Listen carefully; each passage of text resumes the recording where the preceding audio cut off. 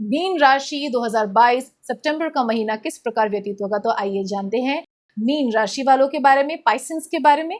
तो मैं पहले सभी दर्शकों को ये बता देना चाहती हूँ कि हम जो राशिफल लेते हैं वो चंद्र राशि के हिसाब से लेते हैं, दैट इज आपकी जन्म पत्रिका के हिसाब से जो आपकी राशि निकल कर आती है, हम उस हिसाब से आपका प्रेडिक्शन लेते हैं। तो कृपया इसको सन साइन से कंफ्यूज मत कीजिएगा। तो आइए जानते हैं कि मीन राशि वालों के लिए महीना किस प्रकार व्यतीत होता नजर आता है। तो मीन राशि वाले जातकों के लिए मैं कहना चाहती हूँ कि महीना बहुत अच्छा है।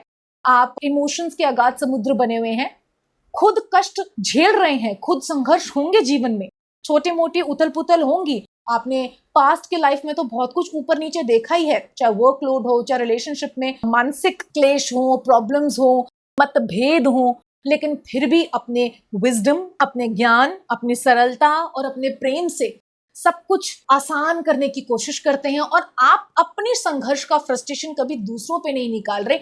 ऐसा योग निकल कर आ रहा है इस महीने जो बहुत ही उत्तम है। जैसे महादेव ने स्वयं कालकूट विष पी लिया, लेकिन उसका दुष्परिणाम देवताओं पर, मनुष्यों पर, इंक्लूडिंग असुरों पर भी, क्योंकि वो सभी उनकी प्रजा है, किसी पर आने नहीं दिया। अपने कंठ को नीला कर लिया, नीलकंठ कहलाए उनके लिए तो आभूषण स्वरूप हो गया, लेकिन और किसी पे कष्ट नहीं आने दिया। तो जब कोई व्यक्ति कष्ट आ रहा है, उसे सहन कर रहा है और कोशिश कर रहा है मैं मुस्कुराते हुए दूसरों को कष्ट नहीं देना मुझे। कभी कभी तामसी गुण हम पर प्रभावशाली हो जाता है। तमस हमें कहता है हम परेशान है, ये भी परेशान हो, वो गलत है। इसकी शिक्षा अपने सबसे बड़े आइडल महादेव से लीजिए। दूसरों को खुशी रखना है, दूसरों को सुखी रखना है, कोशिश करना है अपनी फ्रस्ट्रेशन हम दूसरों पे नहीं निकाले, और ऐसा करते आप नजर आते हैं। तो इसलिए महीना इस पॉइंट ऑफ व्यू से आपका बहुत अच्छा है। हो सके तो इस महीने भोलेनाथ जो कालकूट विष का भक्षण करते हैं, अमृत मंथन की कथा का आपने पाठ करना है। अमृत मंथन की कथा निकाल लीजिए, गूगल से निकल आएगी। उसका रोज आपने इस महीने पाठ करके महादेव को अर्पित करना है और उनसे कहना है, हे महादेव, आपकी बराबरी तो इस त्रिलोकी में कोई नहीं कर सकता, पूरे ब्रह्मांड में कोई नहीं कर सकता। आप नारायण के सबसे बड़े भक्त हैं और नारायण आपके सबसे बड़े भक्त हैं।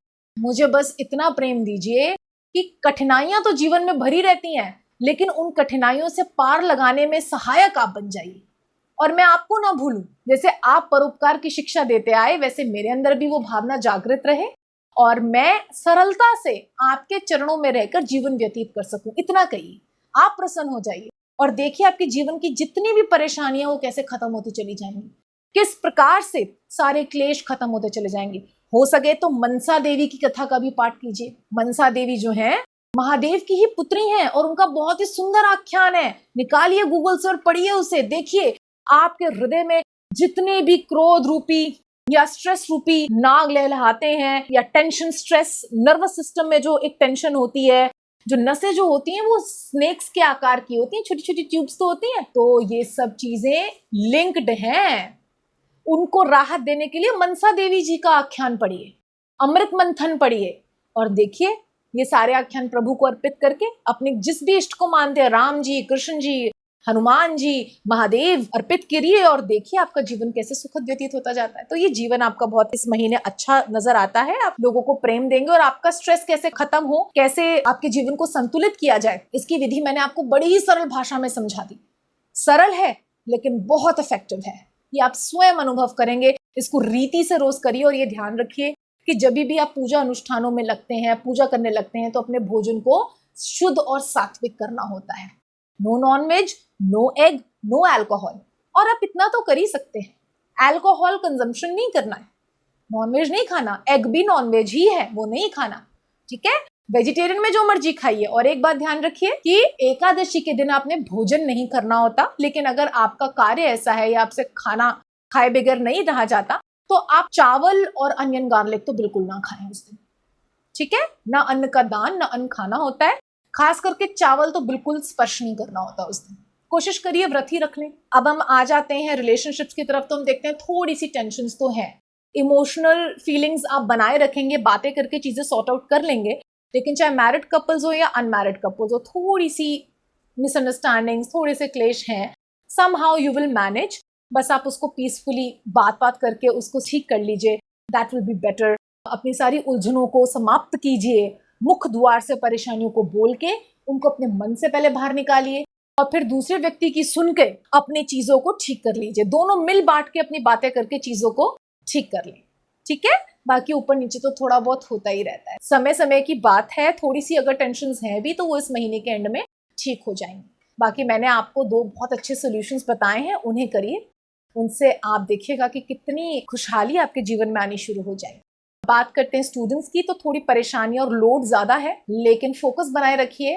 प्रेम की कमी महसूस हो रही है, स्पेसिफिकली वो स्टूडेंट्स जो हॉस्टल में रह रहे हैं, अपने आत्मीयजनों से दूर हैं, उनको ऐसा लगेगा कि मुझे अपनों की याद आ रही है या मैं अकेला फील कर रहा हूँ सबके बीच में। तो ऐसी भावना आए तो, और अपने आत्मियों से आप ना मिल पाए, फोन पे ही बात हो पाए, तो अपना रिश्ता अपने इष्ट से बना लेना चाहिए। आप ये मत सोचिए कि आप पागल लगेंगे उनसे बात करते हुए। यदि ऐसा होता तो मीरा जी को प्रेम दीवानी ना कह के लोग बोलते कि वो तो अजीबोगरीब हरकतें करती थी। वो साधारण लोगों के दृष्टिकोण से है, लेकिन असल में तो उन्होंने एक प्रेम स्थापित किया था, जिसकी वजह से एक रिश्ता बनाया था, जिसकी वजह से वो इतने बड़े भवसागर को कितनी सरलता से पार कर गई। वो 7 शरीर ही चली गई गिरधर के धाम में।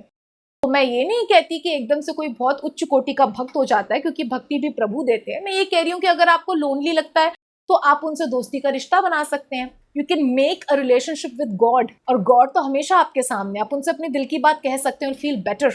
या अपने मम्मी पापा से तो आप बात करते ही हैं।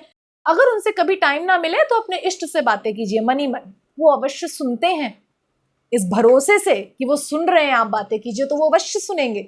और हो सकता है आपको कभी रिस्पॉन्स कर दें। आपको अनुभूति होती है, रिस्पॉन्स क्या है, उनकी अनुभूति होगी। आप कोई कार्य नहीं हो रहा होगा, एकदम हो जाएगा, आपको अनुभूत होगा अरे मेरे प्रभु ने कर दिया। तो ये भी करके देखिए, थोड़ी आगे की यात्रा है। इससे आपको मानसिक क्लेश जो है वो शांत होगा, स्टूडेंट्स का फोकस लगेगा और पढ़ाई भी अच्छे से कर पाएंगे आप।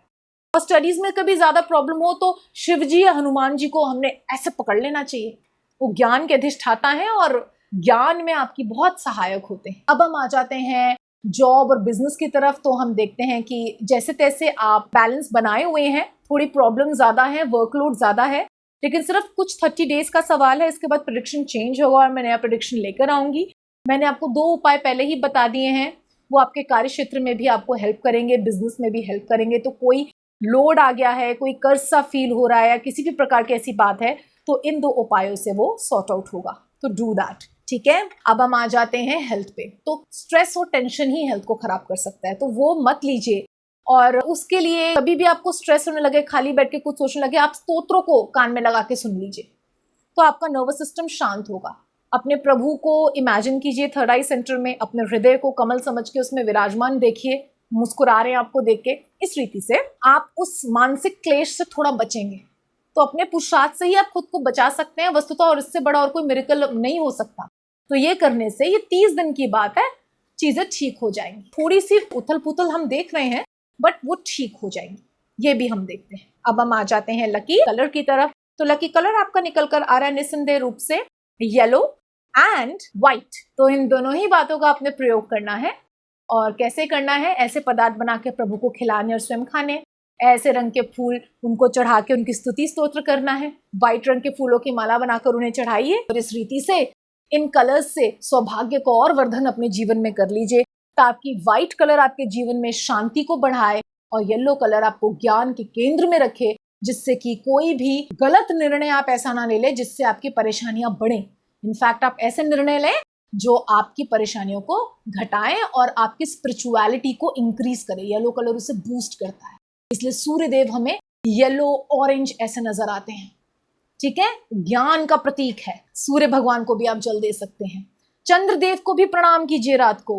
वो मन को अंधेरे में कैसे शाइन में रखना है, उज्जवल रखना है, पॉजिटिव रखना है, ये चंद्रदेव सिखाते हैं। उनको भी नमन कीजिए, उनको भी अर्घ्य दे सकते हैं शाम को। और वो तो भोलेनाथ के शीश पे है, तो भोलेनाथ की ही आराधना कर लीजिए, चंद्रदेव की भी हो जाएगी। तो इन सभी बातों का ध्यान रखें। आशा है ये आपका महीना स्पिरिचुअली इंक्लाइन होकर, टेंशन ज्यादा ना लेते हुए और प्रभु की आराधनाएं करते हुए सुखद और शांतिमय व्यतीत हो। धन्यवाद।